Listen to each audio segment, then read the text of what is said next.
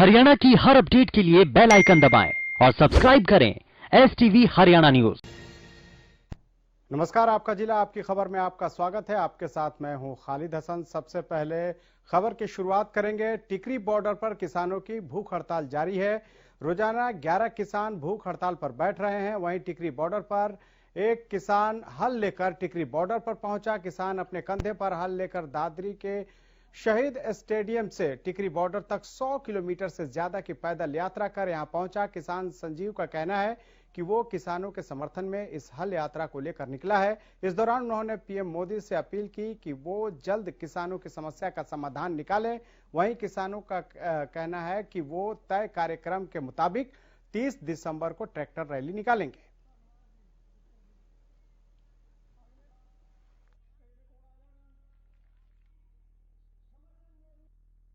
इस हल का वजन 18 किलो के लगभग है और मेरे इस हल यात्रा निकालने का मकसद सरकार को यह बताना है कि सरकार से विनम्र विनती है कि जो किसान भाई 34 दिन से सरकार के द्वार पर आकर बैठे हुए हैं, उनकी समस्या का जल्द से जल्द निराकरण करके नए साल तक उनको सकुशल घर भेजे। सरकार का रवैया जैसे चल रहा है तो मैं समझना निंदनीय जो हो गए, क्योंकि हम उनको लेटर भेजा हमारी जथेबंदियों ने तो उसने पहले तो जवाब नहीं दिया। कल 4 बजे दिया, हमने 29 तारीख मांगी थी तो 30 दे दी। चलो कोई बात नहीं, एक दिन की क्या बात है। जैसे रवैया उनका, हम एजिटेशन को तीखा करने जा रहे हैं। आज भूख हड़ताल हमने फिर अनशन पर बैठा दिए किसान। अब जितनी देर हमारे गाइडलाइन पीछे से आएगी चलेगा कंटिन्यूज। दूसरा, कल को ट्रैक्टर का मार्च हमने डेट दे रखी है तो सिंधु से या टिकरी से आगे मुजफ्फराबाद जो दूसरे बॉर्डर वहां जाएंगे।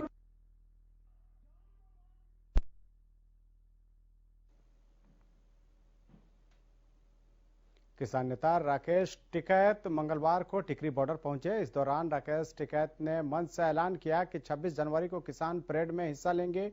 1 लाख ट्रैक्टर दिल्ली में तिरंगा लेकर घुसेंगे। देखते हैं कौन वाटर कैनल करता है। टिकैत ने कहा कि वैचारिक क्रांति है, बंदूक से नहीं दबेगी। उन्होंने कहा कि तीनों कृषि कानून वापस लेने से ही आंदोलन का हल निकलेगा। उन्होंने कहा कि किसान कल बैठक में जाएंगे, कृषि कानून वापस लेने पर ही बात करेंगे। देखो, सरकार से को हमने एजेंडा अपना दे दिया है। जो हमारे 4-5 एजेंडे हैं वो सरकार को दे दिए। 3 कानून वापसी लेने पड़ेंगे सरकार को।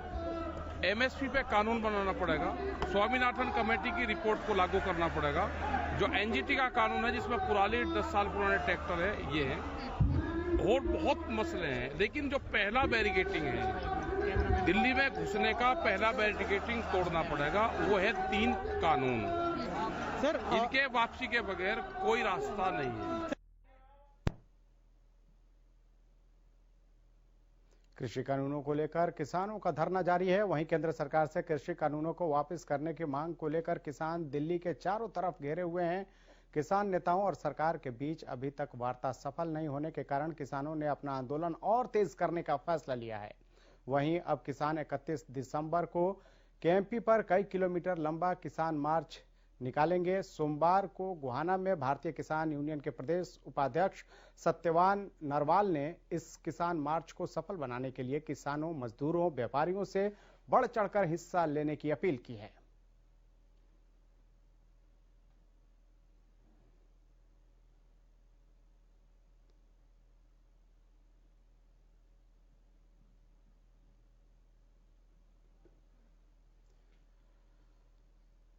कृषि कानूनों की वापसी को लेकर किसान लगातार प्रदर्शन कर रहे हैं और 1 महीने से धरने पर बैठे हैं। इस बीच किसानों ने फैसला किया है कि अब वो सभी टोल प्लाजा को अनिश्चितकाल के लिए फ्री रखेंगे।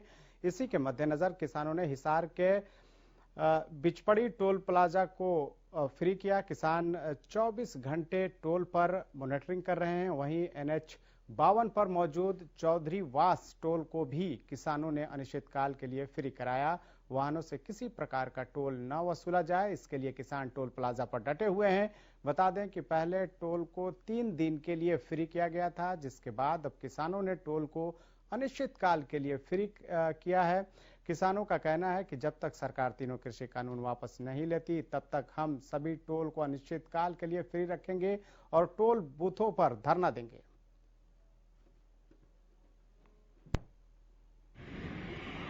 किसान आंदोलन के चलते टोल फ्री करवा दिए गए हैं। पहले 12 दिसंबर को एक दिन के लिए टोल फ्री किया गया था, उसके बाद 25, 26 और 27 3 दिन के लिए टोल फ्री किए गए थे। लेकिन अब किसान नेताओं के आह्वान के बाद जब तक आंदोलन चलेगा तब तक टोल फ्री रहेंगे। हम इस वक्त मौजूद हैं हिसार का जो बाडो पट्टी टोल प्लाजा है वहां पर। यहाँ पर बिल्कुल आने जाने वालों वाहनों के लिए निःशुल्क कर दिया गया है। इधर किसानों ने आप देख सकते हैं ये टेंट लगाया हुआ है, यहाँ पर परमानेंट उन्होंने टेंट लगा दिया है और यहाँ पर उनकी एक टीम 24 घंटे मॉनिटरिंग करती है कि टोल आने जाने वालों से टोल वसूल तो नहीं किया जा रहा। जब तक ये आंदोलन चलेगा तब तक ये टोल फ्री रहेंगे और जब तक सरकार उनकी मांगे नहीं मान लेती तब तक किसान आंदोलन पर अड़े हुए हैं। अपने सहयोगी के साथ अनूप कुंडू, हरियाणा न्यूज, हिसार।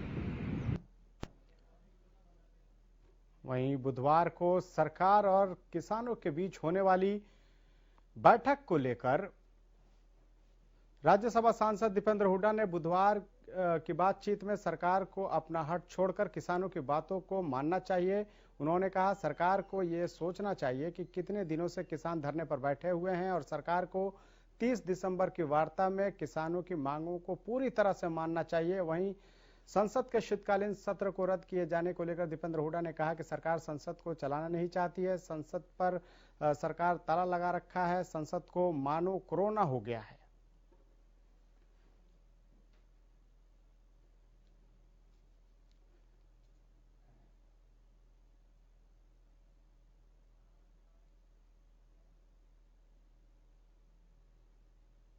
सिंघू बॉर्डर पर किसानों का आंदोलन लगातार जारी है। वहीं अलग अलग समर्थन देखे जा रहे हैं। लोग अपने अपने तरीके से समर्थन दे रहे हैं। सोमवार को पंजाब से आए स्कूली छात्रों ने किसानों का समर्थन किया। छात्राओं का कहना है कि वो अपनी पूरी तैयारी के साथ और जब तक कृषि कानून वापस नहीं होंगे जब तक आंदोलन में शामिल होंगी और सड़क पर ही क्लास लगाएंगे।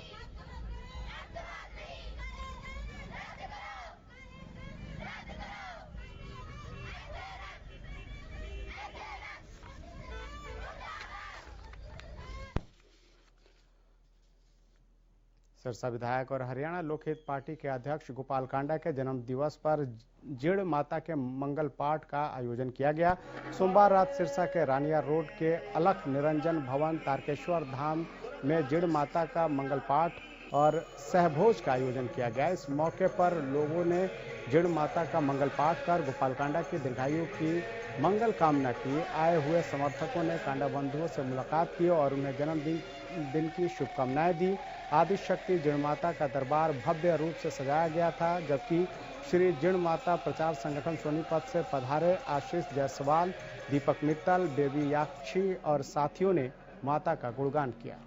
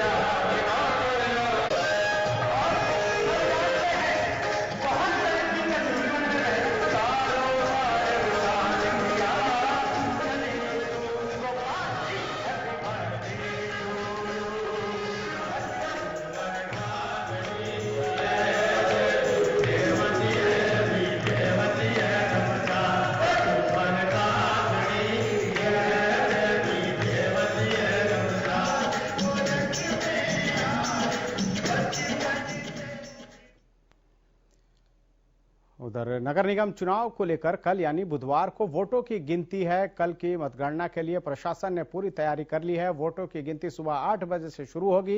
रिटर्निंग ऑफिसर ने बताया मेयर के लिए 14 टेबल लगाए गए हैं, वहीं पार्षदों के लिए 10 टेबल लगाए गए हैं। काउंटिंग के समय किसी तरह की गड़बड़ी न हो, इसके लिए भी रिहर्सल कर ली गई है। ईवीएम को ट्रिपल लेयर सुरक्षा में रखा गया है।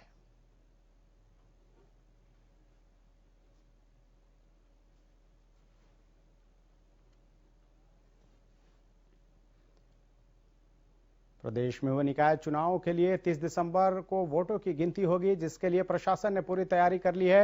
उकलाना, सोनीपत, अंबाला, रेवाड़ी और सापला 5 तस्वीरों के जरिए आपको दिखा रहे हैं कि किस तरह प्रशासन काउंटिंग सेंटरों के बाहर पूरी तरह से मुस्तैद है।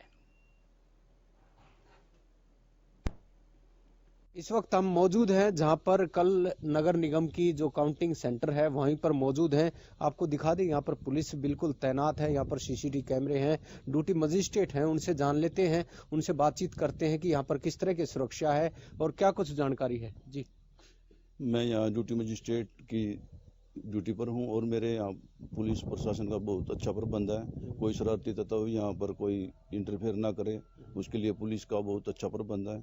24 घंटे ये पुलिस की और ड्यूटी मजिस्ट्रेट की देखरेख में सिक्योरिटी का प्रबंध है। यहाँ पर सीसीटीवी कैमरे की निगरानी अवेलेबल है। तो कल गिनती होगी? हाँ, कल सुबह 8 बजे काउंटिंग शुरू हो जाएगी। तो कितने मेयर है, कितने उम्मीदवार हैं? उम्मीदवार ये पार्षद 20 हैं और मेयर। ठीक है, जैसा कि लगातार जो है यहाँ पर कल जो है गिनती होनी है नगर निगम की, और पहली बार सोनीपत में नगर निगम का चुनाव हो रहा है और उसको लेकर सभी तैयारियां पूरी हो चुकी है। कल 8 बजे गिनती शुरू होनी है, उससे पहले सभी तरह की तैयारियां यहाँ पर देखने को मिल रही हैं। सोनीपत के नगर निगम का चुनाव पहली बार जनता के हाथ में है और मेयर की किस्मत किसकी खुलती है ये जनता के हाथ में है। लाजपत हरियाणा न्यूज, सोनीपत।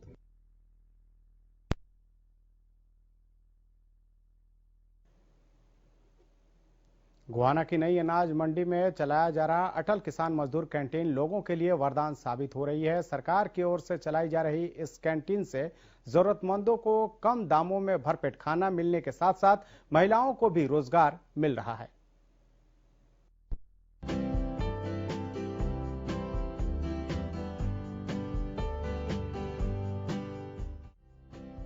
महंगाई के इस दौर में अगर कोई सस्ते दाम में भरपेट खाना देने की बात करे तो एक पल के लिए हर कोई सोच में पड़ जाएगा, लेकिन लोगों की सोच को हकीकत का रूप दिया है गोहाना की महिलाओं ने। गोहाना में महिलाएं अटल किसान मजदूर कैंटीन का संचालन कर रही है, जहां सिर्फ 10 रुपए में लोगों को भरपेट खाना दिया जाता है। नई अनाज मंडी में प्रदेश सरकार की पहल से शुरू की गई अटल किसान मजदूर कैंटीन आज जरूरतमंद लोगों की कई परेशानियों का समाधान बनी हुई है। इस कैंटीन में कम दाम में भरपेट और साफ खाना देने के साथ इस कैंटीन की खासियत ये भी है कि यहाँ काम करने वाले सभी कर्मचारी सिर्फ महिलाएं हैं, यानी यहाँ खाना बनाने, परोसने से लेकर पैसों के लेन देन तक के सभी काम महिलाएं ही संभाल रही हैं। 9 लेडीज काम कर रही हैं और सुविधा जैसे पानी पीने का है, आरओ का, और खाना जैसे एक प्लेट में 4 रोटी, चावल, 2 सब्जी, 1 हरी सब्जी, 1 दाल। सस्ते दाम में भरपेट खाना सरकार की ओर से चलाई गई ये योजना जरूरतमंद लोगों के लिए किसी वरदान से कम नहीं। इस कैंटीन से सेवाएं लेने वाले लोगों का कहना है कि अटल किसान मजदूर कैंटीन के जरिए उनकी एक बड़ी समस्या का समाधान हुआ है। इस कैंटीन में खाना खाने वाले ज्यादातर मजदूर होते हैं जो यहाँ की अनाज मंडी में काम करते हैं। रुपए में दे रहे हैं जी, फुल डाइट दे रहे हैं। फुल डाइट दे रहे हैं। हाँ, चावल वगैरह, 2 सब्जी है, रोटी है। तो जिस तरह से बाहर जाते थे होटल में खाना खाने या कहीं और, हाँ फर्क तो पड़ता है। ये होटल में पैसे भी ज्यादा लेते हैं, ऐसा खाना भी नहीं देते। यानी आम के आम गुठलियों के भी दाम।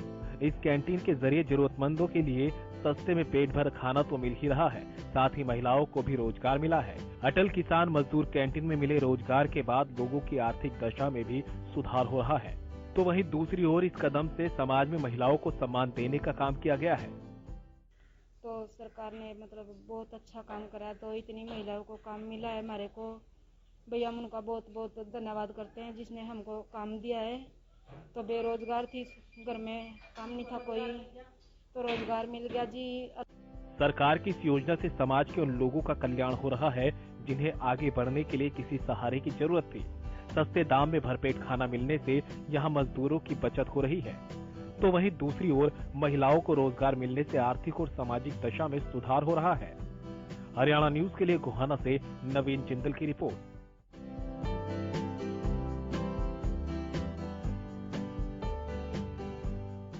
वार हीरोज स्टेडियम गृह मंत्री अनिल विज का ड्रीम प्रोजेक्ट में से एक है।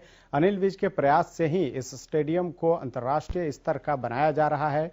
विज खुद भी समय समय पर इसका निरीक्षण करते रहते हैं ताकि जो भी एजेंसी इसे बना रही है वो समय से इसका काम पूरा कर सके। वहीं सोमवार को अंबाला के उपायुक्त ने अधिकारियों के साथ स्टेडियम का निरीक्षण किया और ज्यादातर हो रहे काम में संतुष्टि जाहिर की, लेकिन कुछ काम के लिए उन्होंने अधिकारियों को जरूरी निर्देश भी दिए।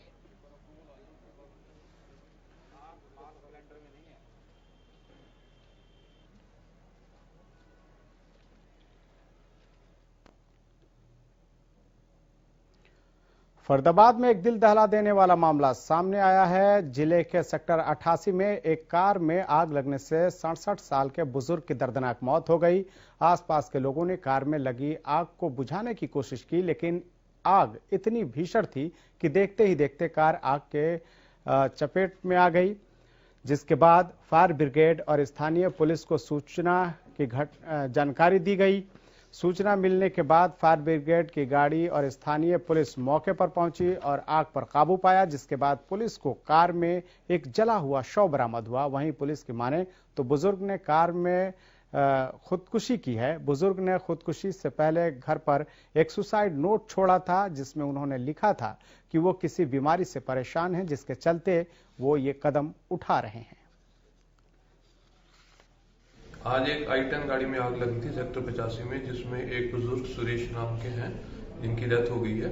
अभी प्रारंभिक जांच में एक सुसाइड लेटर सामने आया है, जिसमें उन्होंने अपनी बीमारी का कारण देते हुए ये सुसाइड का कदम उठाया है। अभी पुलिस इसमें जांच कर रही है।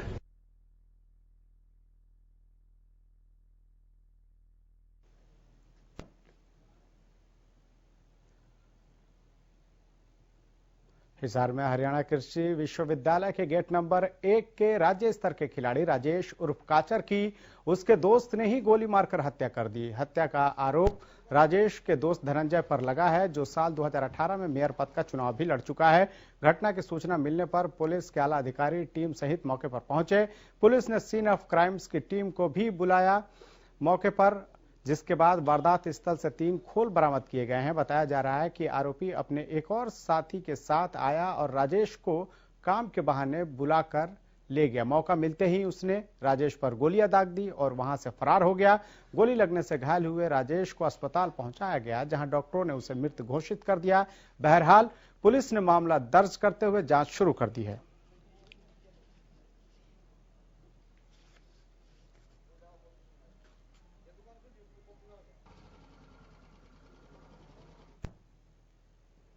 साबर सिटी के पटौदी में रफ्तार का कहर देखने को मिला है, जहां कैंटर और ट्रैक्टर के बीच हुई जोरदार टक्कर में एक शख्स की मौत हो गई, जबकि एक गंभीर रूप से घायल हो गया। हादसा इतना जबरदस्त था कि टक्कर के बाद कैंटर में भरे हुए कई पशुओं की मौत हो गई। यह पूरा हादसा सीसीटीवी कैमरे में कैद हो गया। बताया जा रहा है कि कैंटर डबवाली से झांसी जा रहा था। जैसे ही कैंटर पटौदी के पास पहुंचा तो ड्राइवर ने नियंत्रण खो दिया और सड़क के किनारे सब्जी लोड कर रहे ट्रैक्टर से जा टकराया। टक्कर के बाद ट्रैक्टर एक और गाड़ी से टकरा गया। टक्कर इतनी जबरदस्त थी कि ट्रैक्टर 2 हिस्सों में टूट गया। हादसे में एक शख्स को अपनी जान गंवानी पड़ी। टक्कर के बाद कैंटर का ड्राइवर और क्लीनर बुरी तरह से फंस गए थे, जिन्हें कड़ी मशक्कत के बाद निकाला गया। बहरहाल पुलिस ने कैंटर चालक को नियंत्रण में लेकर जांच शुरू कर दी है। चोटें लगी उसको और चोटों के कारण उसकी मृत्यु हो गई, जिसके संबंध में हमने केस रजिस्टर करके इन्वेस्टिगेशन करते हुए उस कैंटर को काबू कर लिया और उसका जो ड्राइवर था उसको हमने गिरफ्तार कर लिया। सर, वो जिसकी डेथ हुई है वो कहाँ का था? और ये पटौदी का ही रहने वाला था। कालूराम पटौदी का रहने वाला है और उसकी इस दुर्घटना में मृत्यु हुई। सर, वो जो कैंटर में आ रहा था उसका नाम क्या था और वो क्या लेकर आ रहा था कैंटर में? वो एक व्यापारी जो है ना, वहाँ से भैंस, गाय और बछिया और कटड़े उसमें भरे हुए थे, वो लेके आ रहा था और उसको झांसी लेके जाना था। उस व्यापारी को भी चोट लगी है, लेकिन वो जो कैंटर का ड्राइवर था जिसका कसूर था उसके खिलाफ हमने कार्रवाई कर दी। और सर कैंटर में जो पशु थे उनको भी कुछ हुआ है? हाँ, उनको भी, इसमें 2 कटड़े और 1 बच्चा।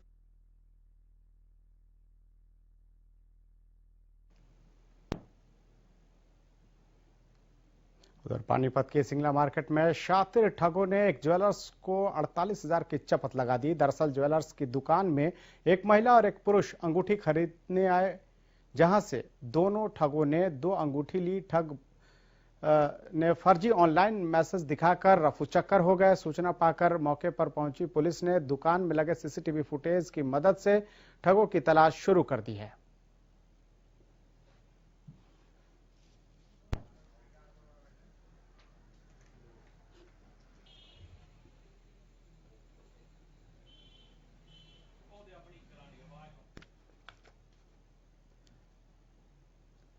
अंबाला में स्कूली बच्चों को मास्क और सैनिटाइजर का वितरण किया गया है। दरअसल अंबाला में ट्रेड वेलफेयर सोसाइटी के प्रधान विकास सिंगला की अध्यक्षता में बब्याल के सरकारी स्कूल में बच्चों को मास्क, सैनिटाइजर और च्यवनप्राश बांटे गए। स्कूल में पहुंचने पर स्कूल के बच्चों और स्टाफ ने भव्य तरीके से उनका स्वागत किया।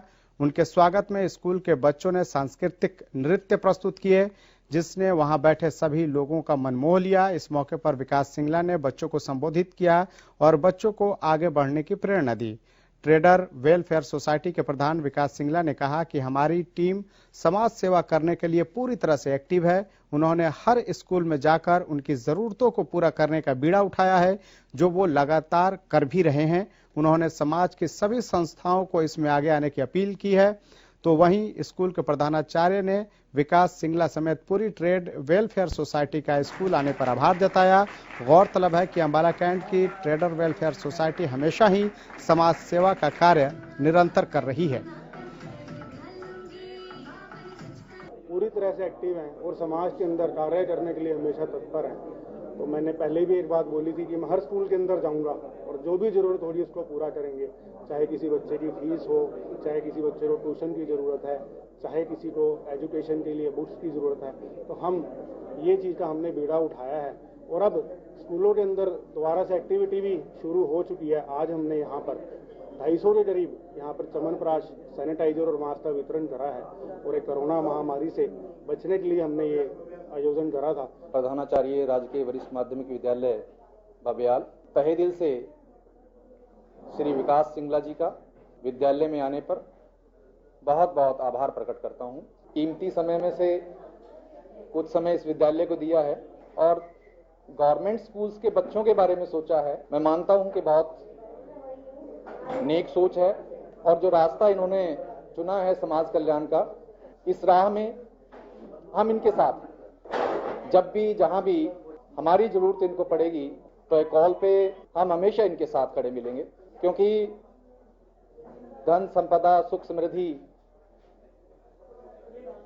बहुत सारे लोगों के पास होता है, लेकिन उसको बांटने वाले जो लोग हैं जरूरतमंदों में, वो बहुत कम है। तो विकास जी निसंदेह उन कुछ लोगों में से हैं जो सुख बांट रहे हैं, जरूरतमंदों की हेल्प कर रहे हैं। बहुत पुण्य का काम है।